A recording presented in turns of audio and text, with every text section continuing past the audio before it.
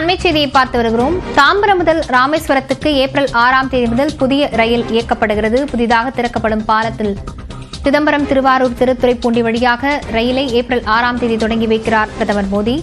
இது தொடர்பான விவரங்களுடன் செய்தியாளர் வேல்முருகன் இணைந்திருக்கிறார். வேல்முருகன், விவரங்கள்.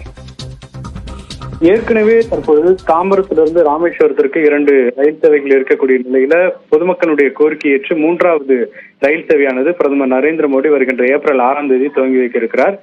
குறிப்பாக திருவாரூர், திருத்துறைப்பூண்டி, சிதம்பரம் வழித்தடத்தில் தற்போது இந்த 3வது ரயில் சேவையானது இயக்கப்பட இருக்கிறது. குறிப்பாக பாம்பன் பாலத்தில் தற்பொழுது அந்த பணிகள் என்பது நிறைவேற்றிருக்கக்கூடிய நிலையில வருகின்ற 6ஆம் தேதி பிரதமர் அந்த திட்டத்தை துவங்கி வைக்கிறார். கூடுதலாக தாம்பரத்திலிருந்து ராமேஸ்வரத்திற்கு இந்த நேரடி ரயில் சேவையும் துவங்கி வைக்கப்பட இருக்கிறது. விவரங்களுக்கு நன்றி.